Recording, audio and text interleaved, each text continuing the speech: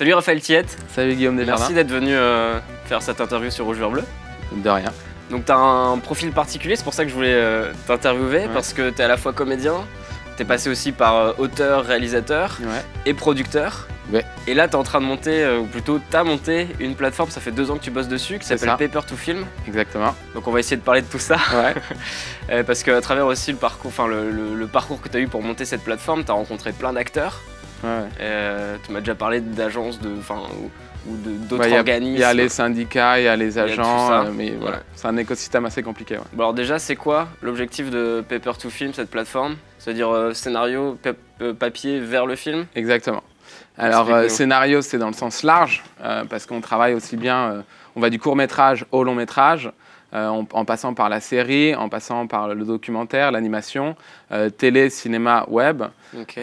Donc voilà, l'idée c'est d'aider tous les créateurs. Et donc l'objectif c'est de mettre en contact les scénaristes avec les producteurs. Okay. Mais on a commencé par cette idée qui est assez simple, et avec toutes les expériences qu'on a pu avoir actuellement, comme Airbnb, comme Blablacar, on s'est dit, ça existe dans d'autres domaines, pourquoi ça n'existe pas dans ce domaine-là? Le problème, c'est qu'on est en France, il y a l'exception culturelle, et en plus, on ne vend pas des biens. Il y a un travail qui est assez long en amont, il y a de la création, et on ne voulait pas rentrer dans cette démarche strictement commerciale et économique. Donc, on a passé 1 an et demi à rencontrer les différents acteurs. Tous les logos dont j'ai pu te parler, et les acronymes, et que tu ne connaissais pas. Donc, on a eu CNC, SACD, a priori, tout le monde connaît. On a commencé avec eux, puis après, on a rencontré les syndicats. Peut-être que ça, on pourra en parler après.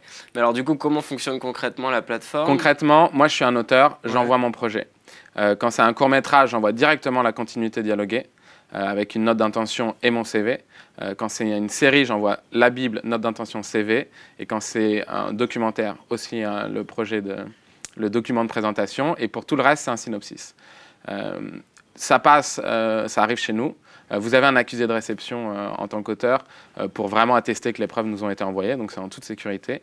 On demande un dépôt SACD ou un autre dépôt pour protéger vos textes, mais ça, à partir du moment où vous présentez le texte à quelqu'un, même pitché oralement, il faut le protéger. Tout le monde n'est pas un voleur, mais ça existe, et voilà, comme ça vous êtes rassurés. C'est lu par 2 de nos lecteurs. Voilà, on a un comité de lecture de 4 permanents et 3 optionnels quand on a beaucoup de flux. Ce sont des jeunes qui sortent de la FEMIS, du CEA, de la formation de Nanterre, de la formation de l'INSAS en Belgique. On a voulu un comité jeune. C'est lu 2 fois. Double validation, moi je valide, je fais l'assertion, donc voilà, ça passe. Double négation, je relis quand même, mais dans ce cas-là, on vous envoie un message pour vous dire que ça ne marche pas. Et quand il y a un doute entre les deux, il y a une 3e lecture et on tranche. Okay. Une fois que vous avez reçu votre réponse, soit elle est négative. Dans ce cas-là, vous pouvez demander un retour. Voilà, on ne veut pas être du script doctoring, on ne veut pas vous donner trop de pistes en disant voilà, il faudrait écrire comme ci, comme ça, parce qu'il y a énormément de goûts et de couleurs, et on n'est pas des producteurs, on n'est pas des script docteurs. Mais donc l'idée, c'est vraiment de filtrer. La plateforme ne va pas mettre en relation n'importe quel scénario avec n'importe quel producteur. Vous allez d'abord faire une sélection des scénarios pour qu'il y ait des scénarios qui soient bons et que parce que Alors après c'est la question, qu'est-ce qu'un bon scénario, qu'est-ce qu'un mauvais scénario? On n'impose pas de ligne éditoriale.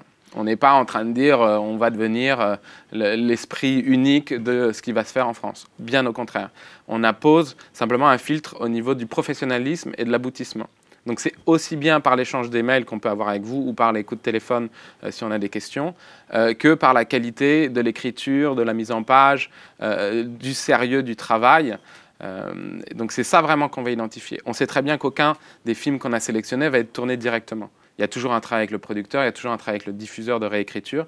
Ça, il n'y a pas de problème. Mais donc si vous êtes pris, vous avez l'engagement et la certification qu'il n'y a que des projets de qualité. Et c'est important, 1, pour les auteurs, parce que sinon ça fait chuter l'intérêt des producteurs, et 2, pour les producteurs, parce que nous, on veut aussi leur faire gagner du temps, dans le sens où ils n'ont des projets que potentiellement prêts à tourner.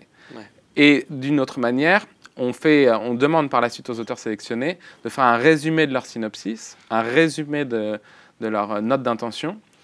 Et ça, c'est suite à tous nos rendez-vous qu'on a eu en amont avec les syndicats de producteurs et les 50, 100 producteurs qu'on a rencontrés en one-to-one, afin de trouver le juste milieu entre je donne des informations et je défends mon film, mais je suis dans un format, c'est 3000 signes pour le résumé et 1008 pour le mot de l'auteur, suffisamment condensé pour être sûr d'être lu.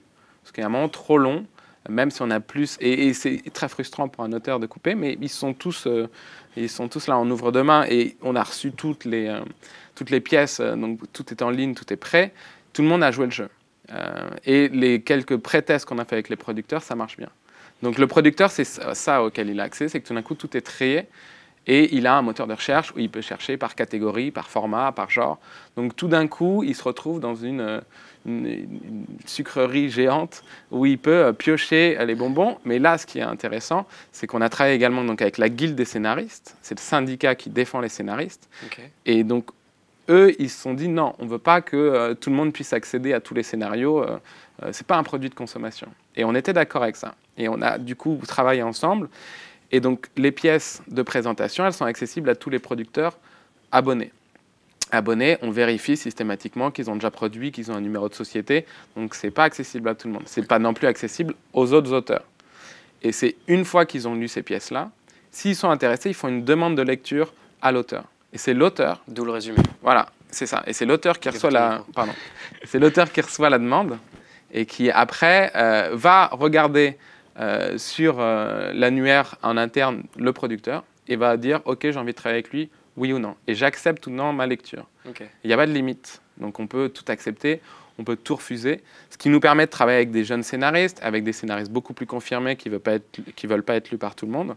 Et surtout, ce qui nous fait, c'est ce qui va arriver très vite, on le prédit, c'est qu'enfin, le scénariste va pouvoir choisir avec qui il travaille. C'est ce que j'allais te demander. Voilà.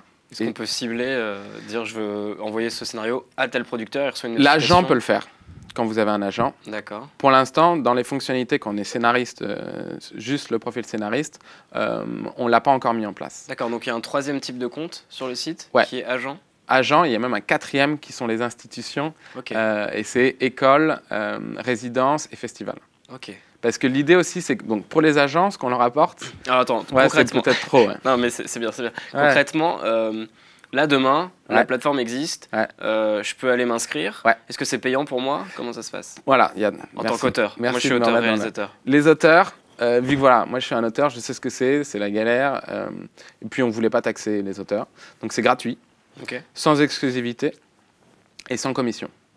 Okay. Sans exclusivité, ça veut dire? Ça veut dire que vous pouvez vendre votre scénario chez nous, ailleurs, à droite, à gauche. C'est vraiment un truc parallèle. C'est pas parce qu'on a mis son film sur Paper to Film que tout d'un coup, on peut se dire je fais plus rien et ça va se vendre tout seul. C'est ce qu'on espère. Mais à côté, si vous avez quand même envie de continuer à bouger, vous pouvez continuer à démarcher les producteurs. Okay. Et comment la plateforme est financée alors C'est les producteurs qui payent un abonnement mensuel et les agents. Parce qu'on considère que c'est eux les professionnels. Enfin, les auteurs sont aussi professionnels, mais c'est eux les professionnels qui ont suffisamment de projets, qui ont des sociétés. Et vu qu'on travaille... on participe à faciliter les relations, on fait une partie de leur travail, on accompagne une partie de leur travail, donc on considère que c'est un prix. Parce que généralement, habituellement, quand il n'y avait pas cette plateforme, les producteurs ils doivent constamment chercher des nouveaux projets, des nouveaux talents, et ça c'est un boulot à temps plein dans les prods? Comment ça prend énormément de temps. Et le problème, c'est qu'il y a beaucoup de disparités. Il y a des très grosses sociétés de production, EuropaCorp, SND, M6, Lagardère Studio, comment ça s'appelle Cabot Productions. Eux, ils vont recevoir plein de scénarios parce que c'est les sociétés dont on a entendu parler et donc le confirmé comme le jeune va envoyer. Donc ça sature, ça fait des pôles qui saturent. Après, il va y avoir les intermédiaires qui vont avoir une équipe, mais pas tout le temps, et donc ça leur prend du temps. Et après, il y aura les milliers de producteurs qui sont émergents ou qui ont fait quelques projets, mais en périphérie, et eux qui ne vont pas trouver de projet. Donc ça dépend vraiment. Si on envoie une grosse, si on n'est pas recommandé, si on n'est pas accompagné par un agent, et même parfois un agent, ils nous disent eux-mêmes qu'il faut rappeler 3, 4, 5, 10 fois pendant 3 semaines, un mois, sans avoir de réponse sûre, ils ne sont pas lus. Donc, soit c'est vraiment on connaît le producteur, on connaît la femme on connaît le meilleur ami, même si on n'a pas trop le droit de dire ça, mais c'est vrai. Et c'est normal parce qu'ils reçoivent tellement de choses et surtout tellement Parfois, les documents ne sont pas complets, parfois, il manque la note d'intention, parfois, c'est criblé de fautes, parfois, c'est écrit en rose, parfois... Donc, je pense que de temps en temps, ils font des incursions et voilà, les bons scénaristes, ceux qui sont du talent et qui sont professionnels, payent les pots cassés de gens qui vont envoyer trop vite, qui vont envoyer une version...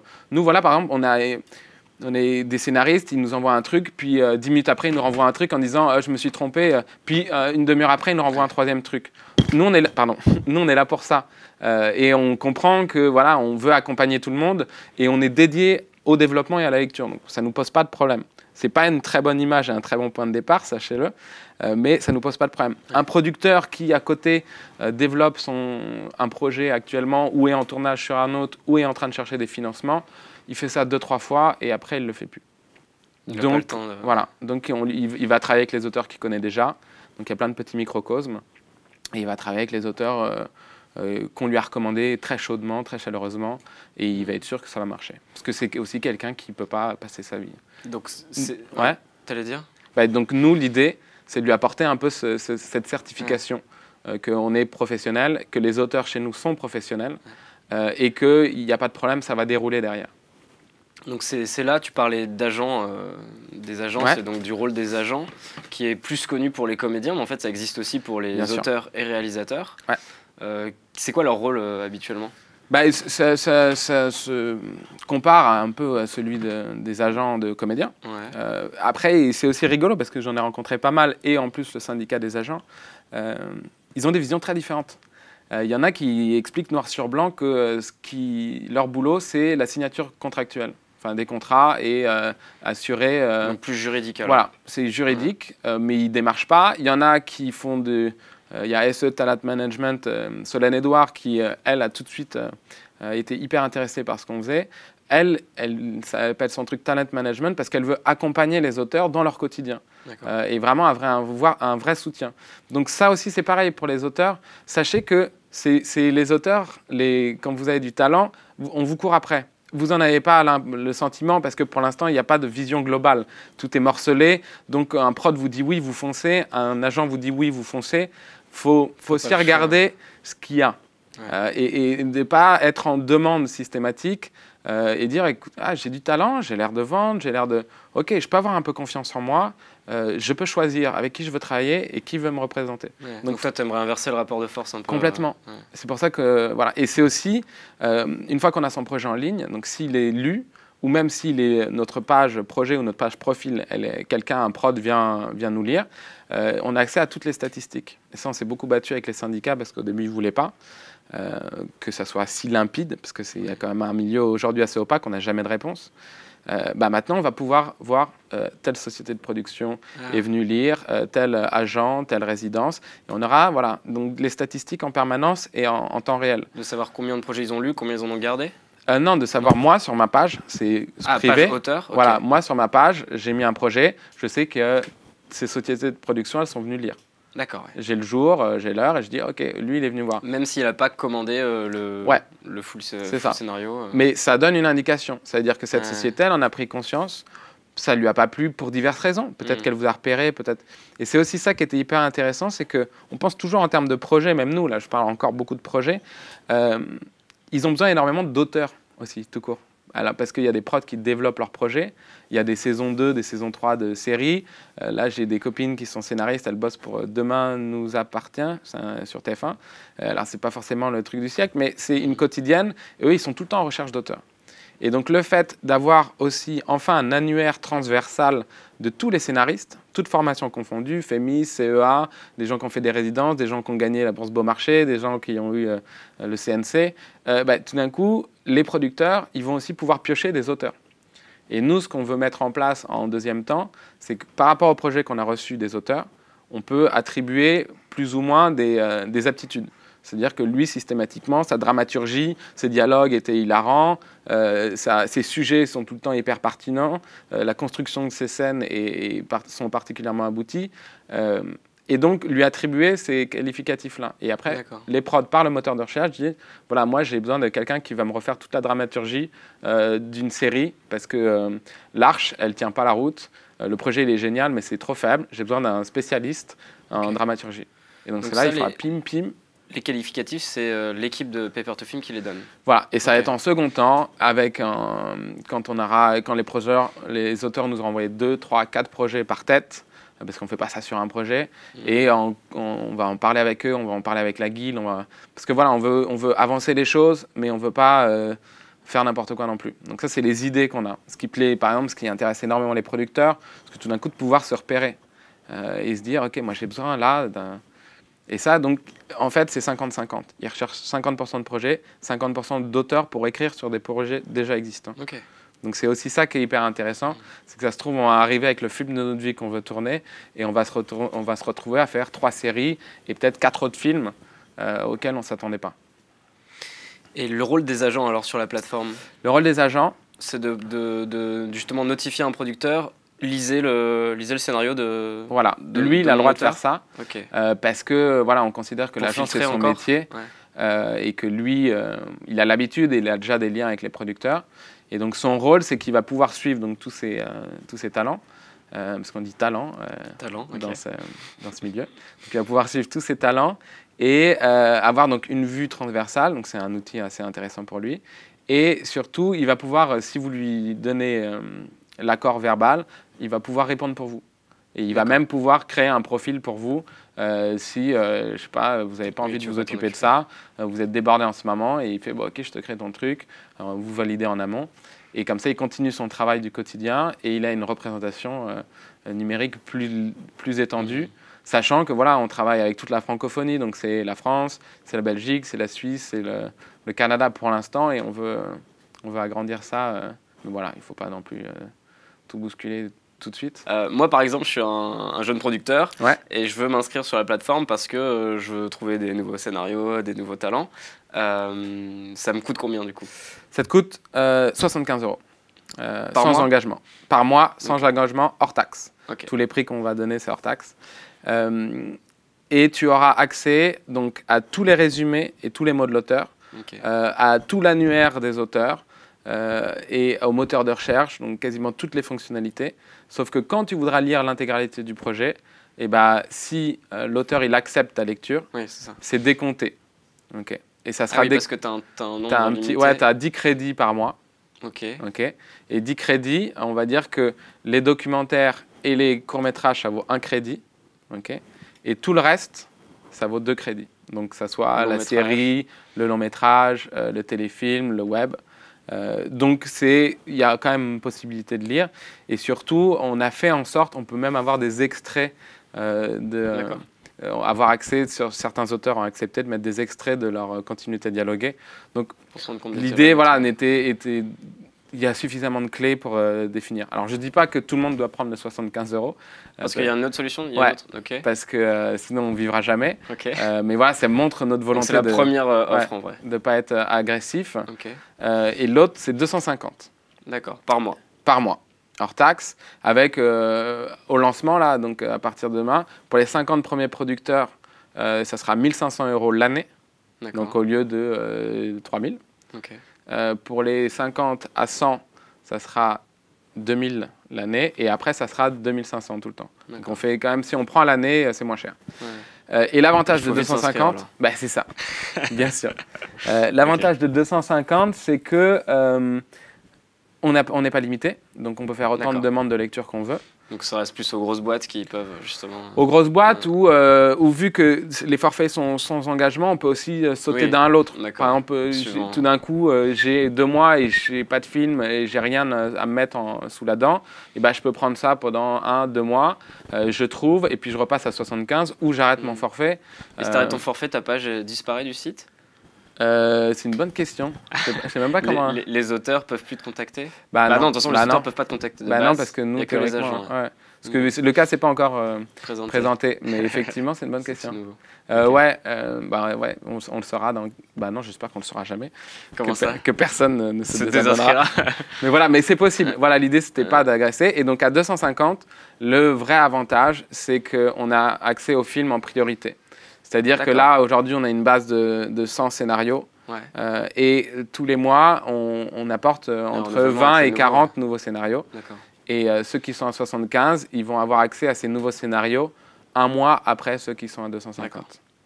Donc là, voilà. Voilà, il fallait un moyen de prioriser et de mettre en avant la formule un peu plus chère parce que en réalité, c'est le prix que ça nous coûte.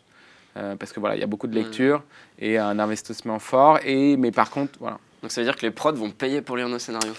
Ça veut dire que les prods vont payer pour le tri, pour l'interface, pour avoir des CV mis à jour, pour pouvoir trouver un auteur. Sur notre profil du coup d'auteur, si on en crée un, on met notre CV, on peut mettre des liens vers nos vidéos qu'on a déjà fait, des choses vers comme les ça. vidéos, vers les pages Allociné, pages IMDb si vous avez ça, vers vos sites personnels. Et voilà, et en plus, vous êtes connecté à tous les projets que vous avez sur la plateforme. Top. Ouais, bon, je pense que c'est pas mal. Ouais. Cool. En tout cas, hâte d'essayer. Et du coup, pour revenir dans le monde hors Paper2Film, les agents, on n'avait pas fini de parler des agents. Alors, le rôle des agents pour un réalisateur et pour un auteur, qu'est-ce qu'ils font concrètement? Si tu dis c'est comme parce qu'ils vont pas te... c'est très différent. Voilà. Il y a le juridique, il y a le je t'accompagne à vie à la mort et... non, c'est qu'ils vont parler de vous. Là, il y en avait pas mal. En fait, c'est des gens qui ont déjà un réseau dans le milieu, qui connaissent des gens et qui peuvent parler de toi. Là, au Festival de La Rochelle, c'était très rigolo. C'est qu'il y avait une agente qui avait rendez-vous avec, je crois, que des prods sur un projet vendu par un de ses auteurs. Donc, elle avait déjà l'auteur. Et elle parlait à un de ses réals, parce qu'elle avait aussi un auteur réal qui était à côté, donc on parlait tous les trois. Elle dit, bah tiens, je vois cette société de production, ils ont acheté le projet d'un tel, mais ils n'ont pas de réal. C'est tel endroit, telle table, tu me reconnaîtras, passe dans 20 minutes. Et en gros, elle est là, elle fait son speech, elle fait, ah bah tiens, qu'est-ce que tu fais là? Il se trouve justement qu'il est réal, et ça a matché comme ça. D'accord, ouais. Donc voilà, c'est la magie un bon agent, c'est ça. Un bon agent, c'est quelqu'un qui va réussir à te mettre dans une configuration où, sans avoir l'air de rien, il va te décrocher un boulot. Ça paraît hyper simple, mais c'est très compliqué à faire. D'obtenir un rendez-vous avec un prod. C'est ça, d'obtenir un rendez-vous, Et négocier tes prix aussi dans l'idée comme c'est ça, de toute façon, il négocie toujours derrière. Et il ne faut pas lâcher le morceau. Un bon agent, il ne va pas brader parce qu'il sait que... s'il a raison et si le prix est juste, il faut vraiment être dur parce que c'est ça qui va aussi te permettre, toi, en tant qu'auteur réel, d'être remarqué. C'est terrible, mais encore aujourd'hui, c'est un peu dis-moi combien tu gagnes, je te dirai comment tu travailles. Quoi. Ouais. Alors que c'est pas vrai du tout. Et c'est des gens aussi, j'imagine, qui connaissent les prix du marché et ce qui se pratique, alors que nous, quand on est nouveau... forcément, sans agent... Combien coûte un scénario, combien coûte une réal sur deux projets identiques, un avec un agent, un sans agent, il y en a un qui va être payé 1000, l'autre il va être payé 2500, 3000. Ouais. Et juste... Pourquoi? Parce que les prods abusent ou parce que les agents sont des oufs? Parce que les gens ne connaissent pas les prix. Ouais. Et donc, la prod, elle essaye. Enfin, c'est normal pour un travail. En plus, le travail, il est fini. Donc, c'est aussi ça qui est, quand c'est écrit, c'est fini et tu le veux comme ça. Donc, il n'y a pas besoin de retravail. Et tu dis, je te file 1500 € pour ça. Toi, tu es un auteur, tu as écrit un synopsis de 5 pages, 10 pages. Tu te dis, 1500 €, je suis le roi du pétrole. Bon, après, tu te rends compte que... ton autre pote qui est un agent, il est payé 3 fois plus. Mais c'est aussi le problème, c'est que les gens ne savent pas. Et tout d'un coup, c'est des sommes qui te paraissent énormes. Mais 1500 €, c'est une belle somme, mais on est en droit d'auteur, il n'y a pas de chômage, il n'y a pas de retraite, et c'est du cash. Pour rien, quoi. Ouais. Voilà, mais du coup, en fait, ça s'étiole vite. Ouais. Comment tu fais en tant qu'auteur-réalisateur pour trouver un agent? C'est quoi la... Ça, c'est toujours le fou la poule, quoi. Il faut se faire remarquer. Comment tu peux les intéresser? C'est la même question que pour les comédiens. Comment tu peux les intéresser? Franchement, très honnêtement, je vais prêcher pour ma paroisse sur Paper2Film. Tu viens sur Paper2Film, tu décroches une rencontre avec un prod.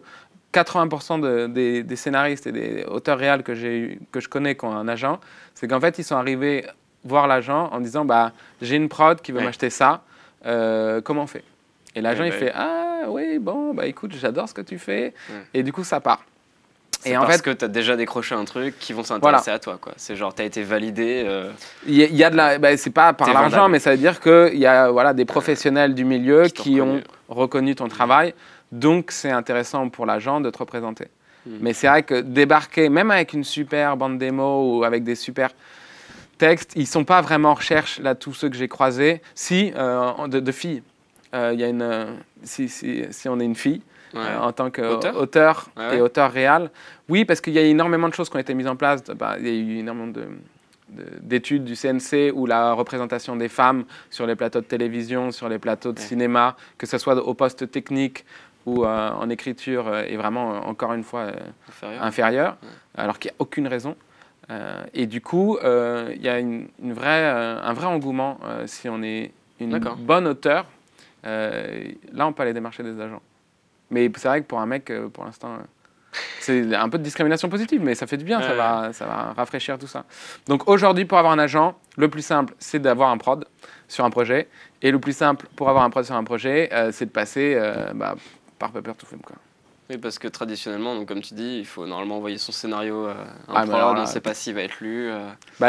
Franchement, faites le test, envoyez-le à un prod, foutez-le sur la plateforme et vous voyez ce qui mord le plus vite. Non, honnêtement. Ça peut être, Non, c'est vraiment... Nous, parce qu'on pourrait en parler des heures, notamment...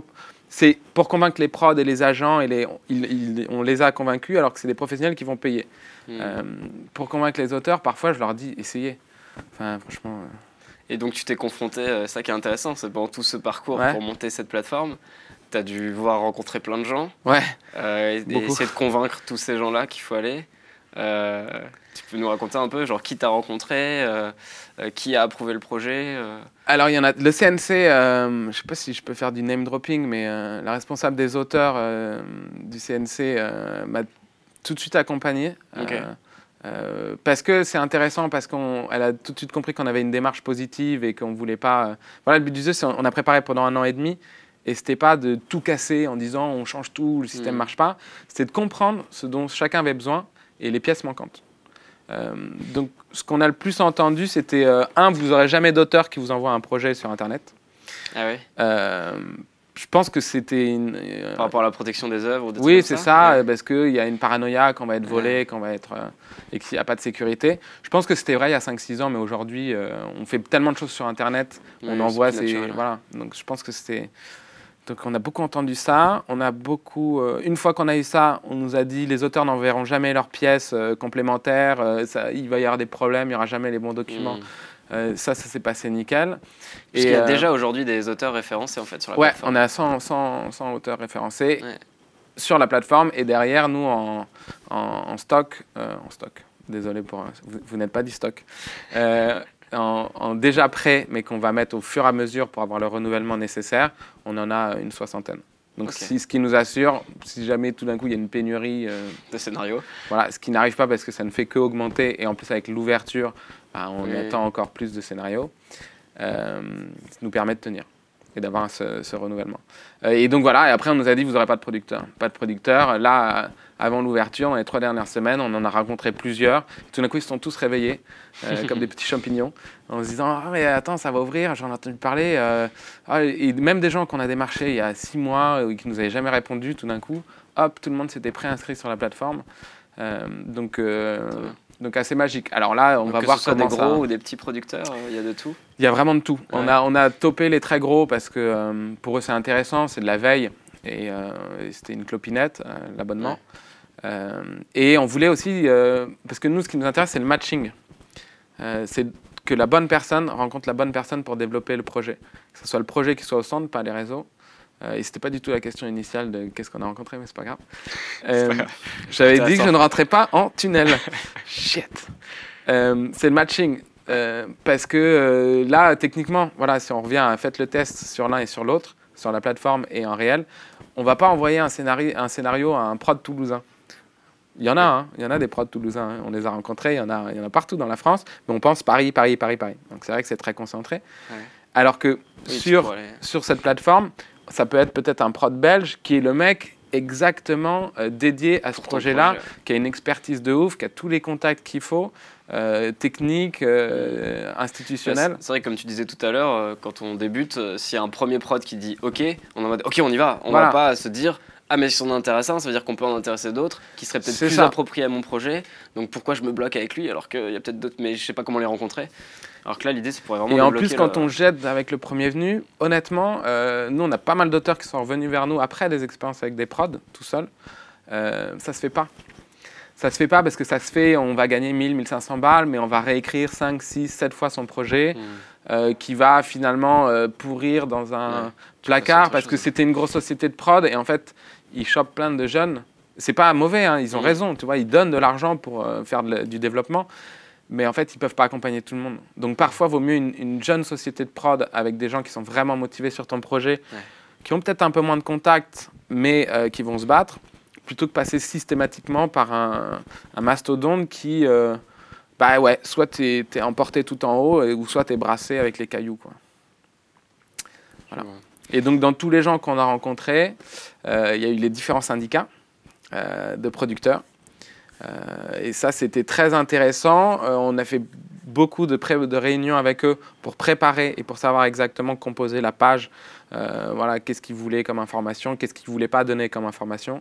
Par exemple, la messagerie, elle a double validation. Il y a une messagerie sur la plateforme. D'accord. Mais pour contacter les prods, pour contacter, moi, je veux te parler, je t'envoie une demande, tu me réponds oui, et dans ce cas-là, on peut communiquer. Mais l'un et l'autre peut couper la conversation. Ça, c'était aussi une demande des producteurs parce qu'ils ont pu rencontrer dans le passé des auteurs à qui ils ont dit bah, je prends pas votre projet, et les auteurs envoient les messages. Il n'y a pas de ça chez nous parce qu'on fait la présélection. Donc on a des gens qui savent se conduire et qui sont professionnels. Mais malgré tout, ça va dans les deux sens. Il y a peut-être aussi des producteurs qui vont être trop intéressés ou trop gourmands parce qu'il y a plusieurs sociétés de production en lice. On en choisit une et les autres vont peut-être continuer à nous solliciter. Donc dans ce cas-là, on peut aussi couper du côté des auteurs. Tu disais aussi qu'il y a des comptes pour les institutions ou les organisations ? Ouais. Donc par exemple pour le CNC, la SSCD, c'est quoi? Alors pour le CNC, la SSCD, ça arrivera, mais ce sera plus tard parce que c'est des institutions nationales. Ouais. Et même si elles ont pu, voilà, on a pu nous accompagner de manière officieuse, enfin officiellement officieuse, avant qu'elles arrivent sur la plateforme, il faudra vraiment qu'on ait montré patte blanche et que ça fonctionne. Quel serait leur rôle sur ces plateformes du coup? Plus tard, ouais. c'est pour nous, ce qu'on fait pareil avec les résidences et les écoles et les festivals, c'est à chaque fois qu'on a une aide du CNC, par exemple, seul en tant qu'auteur à l'accompagnement à l'écriture ou à la réécriture, sans société de production, dans ce cas-là, on aurait ce label. En fait, on appose des labels. Que le CNC validerait. Voilà, le CNC dit cet auteur a eu cette aide. Donc aujourd'hui, c'est accessible. En fait, ce qui est intéressant, c'est qu'on n'invente rien. Oui, c'est déjà public quelque part. C'est déjà public, mais le problème, c'est qu'il faut aller sur le site du CNC pour avoir cette info. Il faut aller sur le site de la FEMIS pour savoir qui est sorti diplômé de la FEMIS. Il faut aller sur le truc des CEA, il faut aller sur le Moulin d'Andé, il faut aller sur le groupe Ouest, il faut aller sur le festival, savoir qui a gagné le prix du festival. Et donc on en revient à ce truc où le producteur, il va avoir 5-6 liens comme ça, mais il ne va pas pouvoir suivre intégralement tout ce qui se passe. Nous, l'idée, c'est que si tous ces gens-là ils sont présents chez nous, ils vont pouvoir suivre leurs auteurs. Donc festival, résidence, école. Et c'est pareil, ils se connectent avec les auteurs et disent ce projet a eu telle résidence, tel accompagnement. Ça leur permet de se faire connaître. Et c'est important parce que c'est en général des super formations et des super accompagnements ou des super comités. Donc je pense que c'est nécessaire et important. Et deux, ça leur permet d'avoir un suivi sur ce que deviennent ces auteurs-là. Parce qu'il faut savoir qu'aujourd'hui, même des écoles comme la FEMIS, qui sont des institutions, il y a des gens qui passent une partie de leur temps, plusieurs semaines par an, à rappeler, un par un, les anciens élèves pour savoir ce qu'ils deviennent, pour savoir ce qu'ils ont fait, pour savoir s'ils sont encore dans le milieu professionnel, pour savoir... Alors qu'aujourd'hui, techniquement, avec ce que Internet permet, ce que la technologie permet, ils auront accès à toutes les statistiques, à tous les suivis. Et ça permet aussi aux producteurs, dans l'autre sens, de dire, moi, j'ai un projet que j'adore, et puis tout d'un coup, je vois un autre que j'adore, et il sort de la même résidence. Je me dis, cette résidence, ils font un super boulot. Donc, je vais dans le moteur de recherche, et je trie tous les projets par résidence. Et là, je me rends compte qu'en fait, il y en a 15. Sur les 15, il y en a 7 que je trouve absolument fabuleux. Et donc, ça met en valeur l'un et ça permet de gagner du temps à l'autre. Okay. Est-ce que les auteurs entre eux, ou les réels entre eux, peuvent se chercher, se trouver s'ils ont besoin de... Ils peuvent se chercher, se trouver, leur pour profil. Bosser ensemble ou... Ouais, leur profil et on a accès au nom, au titre des projets qu'ils ont et à la logline. Et après, des extraits logline, qui sont... pour ceux qui ne savent pas. Pardon, logline, c'est le projet en 3 lignes, même pas 2 lignes. C'est la ligne principale. C'est un exercice intéressant pour les auteurs. Si vous ne pouvez pas faire une logline, c'est que c'est compliqué, que le projet il tient pas debout. Bah ouais. Ok. Ça marche. Et du coup, donc tu parlais donc toutes ces écoles ou même ces stages. Non, c'est pas des stages, des résidences. Ouais. Alors qu'est-ce que c'est? Tu peux nous parler un peu de toutes les aides que peuvent recevoir les auteurs, que ce soit les résidences, bon, aide du CNC peut-être pas précisément. Ouais, alors déjà, si le CNC c'est un super outil, il faut y aller parce que ils sortent, notamment pour les résidences, ils sortent un catalogue et un classement. Et quand une résidence est au CNC, ça veut dire que c'est quelque chose de sérieux. Et ça veut dire que ça a été approuvé. Et en général, ils ont une subvention du CNC. Donc pour l'avoir, il faut vraiment avoir montré patte blanche. Donc allez là pour vous informer. Parce que je ne vais pas toutes les dire, je vais en rater probablement. Mais il y a des choses, ce n'est pas encore sur le CNC, mais c'est aidé. La scénaristerie, par exemple, c'est Sabrina Beccarine et Léo Carman. Chaque année, on doit pitcher son histoire sur une carte postale. Et on la renvoie. Et en fait, scénaristerie, c'est une résidence? C'est une résidence d'écriture à Paris. Okay.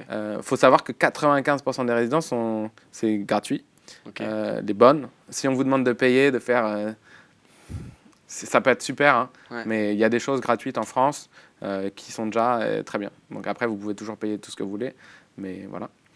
Ça, je ne sais pas la qualité. Donc du coup, c'est payé par le CNC? C'est payé par la région. Il y a aussi énormément de la région parce qu'eux, ils ont compris que c'était important d'avoir des résidences culturelles et d'attirer les auteurs parce qu'ils vont aussi écrire avec ce qui les entoure. Donc ça va peut-être leur donner des idées. Le tournage se fera peut-être là après. Les régions et les communes sont hyper axées sur amener des tournages chez eux. Parce qu'il faut savoir que 1 euro investi pour un tournage par la commune, c'est 13 € de retombées économiques. Okay. C'est beaucoup plus intéressant que tout ce qui se fait en industriel. D'avoir 10 films tournés par an, c'est plus intéressant que d'avoir une usine Renault. Okay. Non, sérieusement. Je te crois. Voilà, après, il faut mettre les bons chiffres en face. Donc, il y a vraiment cette aide. Et les résidences, donc il y a... la scénaristerie, donc, qui n'est pas reconnue, mais qui est très bien, pas reconnue par le CNC, mais qui est très bien. Okay. Il y a le groupe Ouest qui, en quelques années, a explosé et c'est devenu un truc monstrueux. Donc pareil, résidence? Ouais, résidence. Et il y a des films césarisés qui sortent de là, tous les ans. Et ça se passe comment une résidence alors? Parce que le mot. C'est très différent. Il y en a qui font des. Ils te logent? Ouais, il y en a qui te logent. Ah, il y en a même des trucs dans le château. Il y a le moulin d'Andé où tu es dans un moulin. En général, c'est des lieux magnifiques. Assez propice à l'inspiration. Ouais, voilà. Voilà, l'inspiration bucolique, artistique. C'est des sessions. Il y en a, c'est sur 10 jours, et il y en a, c'est une semaine. Mais après, il y a 2 mois de pause, puis une semaine, 2 mois pour qu'on ait le temps de travailler, de digérer. Les retours qu'on a, c'est que c'est hyper instructif, mais faut pas le faire à la légère parce que c'est vraiment physiquement très dense. Et le film qu'on propose ou le projet qu'on propose, faut vraiment avoir envie d'aller fouiller dans ses tripes pour le faire parce que ça va loin. Ça va loin de manière positive. La plupart du temps, on n'est pas ménagé. On va tordre, on va casser, on va reconstruire le projet. Mais je pense que c'est une super expérience. Il faut le faire. Il y en a plein. Il y a même des résidences européennes. Je crois que là, il y avait même un truc qui tournait pour aller écrire au pôle Nord. Ah ouais? Ouais. On pouvait poser pour avoir une résidence en Arctique. Alors, je dis pôle Nord et je ne sais pas si c'est Arctique ou Antarctique. Mais... Et donc, il y a des tuteurs, il y a des profs. Comment ça se passe? Il y a des intervenants. Donc des pros, la plupart du temps, c'est des grands scénaristes ou des grands théoriciens ou des gens qui ont déjà travaillé professionnellement. Et après, il y a des purs techniciens qui ont toujours passé leur vie à lire. Mais voilà, c'est surtout... Et après, c'est une vitrine. Parce qu'eux, ils ont des réseaux. Et après, c'est ça, les résidences, derrière, elles ont leur groupuscule de producteurs. Et elles essayent donc d'amener... Mais malgré tout... de rentrer en contact avec des producteurs. C'est ça. Mais malgré tout, les meilleures, elles vont être à 60% de conversion avec un producteur. et ça descend jusqu'à 20, quoi. Mais il restera toujours ces 40 à 60%, 80% qui n'auront pas trouvé tout de suite la personne idéale, d'où l'intérêt pour eux de venir aussi bosser avec nous, parce que ça permet d'avoir une deuxième visibilité et de continuer d'accompagner leurs auteurs et pas leur dire « Ah, il y avait une rencontre à la fin ». Et en plus, c'est même pas vrai parce qu'il y a certaines résidences qui ne veulent pas faire de rencontre avec les prods parce qu'elles veulent complètement dissocier le travail créatif de tout d'un coup la vente et la carotte. Il faut que tu aies fini parce qu'il y a les prods, il faut que tu aies... Et elles disent non, nous, on est là pour te t'accompagner à une sorte de maïotique pour que ton projet soit le plus abouti et le plus ressemblant à ce que tu voulais. Mais on ne veut pas rentrer dans... on a vendu, on a des stats, on vend systématiquement. Je crois que le groupe West, il est comme ça. Ça peut être aussi le moyen de trouver des co-auteurs ou des gens avec qui s'associent sur des projets. Et ça, c'est hyper important de rencontrer des co-auteurs, ou si on est que auteur, de rencontrer un réal pour composer à deux. Si on est réal, de rencontrer un auteur, de rencontrer un co-auteur, des co-auteurs, d'étendre son réseau de scénaristes ou d'auteurs-réalisateurs. Parce qu'en fait, c'est aussi ça, quand il y a des plans, ils se les refilent tous, là, mes potes. C'est devenu... Bon, c'est pas bien, parce que je voudrais casser ça, justement. Il y a déjà un peu ce côté mini-mafia. Alors après, c'est sur des trucs de télé, oui, où genre, il y a un épisode qu'il faut écrire en urgence pour un truc, un dessin animé. T'appelles un pote qui essaye qui te le fait. Mais ça veut dire que les autres gens, ils n'ont jamais eu accès à cette information. Donc c'est là où je dis qu'il y a une mini-mafia. Mais c'est pour ça que, voilà, de remettre le projet au centre et d'essayer de casser tout ça. Donc résidence, faites-les. Comment tu fais pour la faire? Tu te trouves sur Internet, tu t'inscris, c'est parti? Ouais, c'est ça. Il y a des appels à projets. Et là, je crois qu'il y en a plusieurs. Que tu trouves sur quoi? Sur leur site perso? Il y a un site qui répertorie tout ça? CNC. CNC, vous mettez les résidences. Elles n'y sont pas toutes, mais les plus importantes et les plus fiables, elles sont dessus. Il doit y en avoir une trentaine déjà. Et il y a même des trucs pour accompagner à la au tournage. On peut, des résidences Ouais, des résidences qui accompagnent le tournage. Le grec, ils font ça et tu peux tourner tes films avec eux. Ils te prêtent du matos, ils t'accompagnent. Il y en a qui te permettent de tourner un teaser de ton film. Et ça, il y en a qui c'est pour un court-métrage, il y en a c'est pour du long, il y en a c'est pour de la série, des arts numériques. Enfin, il y a énormément de choses. La France, honnêtement, on se plaint souvent de plein de choses, mais en culture, dans l'accompagnement, il y a des choses super. Après, en plus, ils en parlent. Le CNC en parle, ils essayent, ils se battent pour que ça soit connu. C'est aussi aux auteurs d'aller fouiller un peu. Il y a plein de choses. C'est pas en se disant je vais envoyer à 3 prods et puis ça va marcher. Non, non. Et intéressez-vous aussi à l'économie, à comment ça fonctionne, à combien ça vaut, combien il y a de sorties de films, Ça va pas forcément correspondre à tout le monde, mais c'est aussi important. Pour choisir une voie, faut avoir un peu une idée dans quoi on met les pieds, quoi. Donc, est-ce que tu aurais des conseils à donner à des jeunes réalisateurs, des jeunes auteurs pour se lancer? Alors, nous, par exemple, ce qu'on reçoit, on reçoit beaucoup de courts-métrages, donc ça c'est bien, mais bon. Et on reçoit aussi beaucoup de longs. Les longs-métrages, c'est la voie royale, c'est le rêve de tout le monde d'avoir son film au cinéma. Quand on n'a jamais rien fait avant, c'est très, très, très compliqué de produire un long. Parce que ça coûte énormément d'argent et il y aura forcément une frilosité des financiers, des producteurs, de tout le monde. À moins que ce soit absolument génialissime et qu'on soit Dieu sur Terre, c'est très compliqué. Donc moi je dirais qu'il faut penser télé aussi. La télé c'est pas à salle, il y a des choses super qui se font en série, court, long, parce que c'est aussi beaucoup plus facile de faire peut-être une bible sur un programme court ou des beaux synopsis ou traitements synopsis 3 à 5 pages et traitements 20 à 30 pages pour un téléfilm pour un unitaire à la télévision. Ça demande moins de travail que d'écrire tout de suite la continuité dialoguée absolument gigantesque d'un long métrage qui mettra mathématiquement, c'est même pas, si tout se passe bien, entre le moment où vous allez commencer à en parler et le moment où le film sortira, c'est entre 3 et 7 ans. Et 3, c'est vraiment que c'était une autoroute. Donc, l'autre truc aussi que nous on voit, et ça c'est plutôt du côté des prods, le web. Alors, le web, on est dans le transmédia d'il y a 10 ans. Donc personne ne sait vraiment ce que c'est. ils n'arrivent pas. Là, il y a le 10x10, le format 10x10 qui est en train de se mettre en place avec Studio Plus, Black Pills. Donc, ils sont en train un peu de fédérer ça. Il y a des libertés. On voit qu'au CS, ils peuvent avoir des 7 minutes et puis l'épisode d'après, il fait 13. Donc, on sent qu'il y a plus de liberté là-dedans. Il y a un côté Far West, Eldorado. Il y a des choses hyper ambitieuses. À La Rochelle, justement, on a vu un truc, je crois que c'était danois, sur des enfants donc zombies. Enfin, ils sont immortels et donc leur jeu, c'est de se sauter du toit de l'école. Et donc, tu vois un gosse, ça commence, ça s'ouvre par un gosse de 8 ans qui se suicide. Et en fait, il se relève. Et donc, c'est cette liberté de ton, c'est le fait de vraiment pouvoir casser les codes. Et aujourd'hui, je pense que c'est plus intelligent, ça c'est que mon avis, c'est plus intelligent d'arriver avec un projet audacieux web. Alors, en l'écrivant, faut être malin. C'est une phrase que j'ai détestée au début quand mon prof me l'avait dit de scénario, mais qu'après je me suis dit c'est chiant, mais c'est un peu vrai. Il y a le côté, un scénariste est un conteur avec un compteur dans la tête. Notamment sur vos premiers projets, ne faites pas 200 figurants, faites pas. Et c'est pas une limite, on peut faire des trucs géniaux avec 3 personnes et une table, quoi.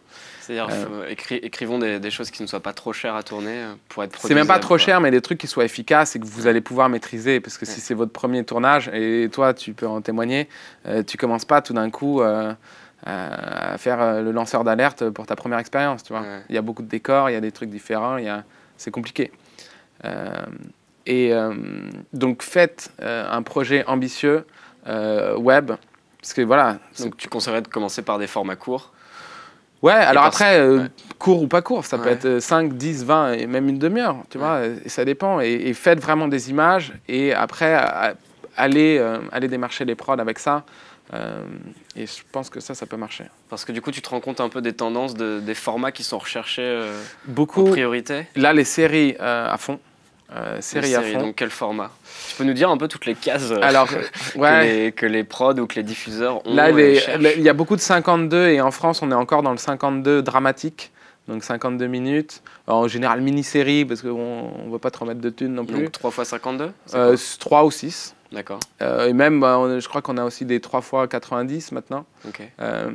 Donc ça, c'est une chose, mais c'est du drame. Donc ça, c'est télévision. Ouais.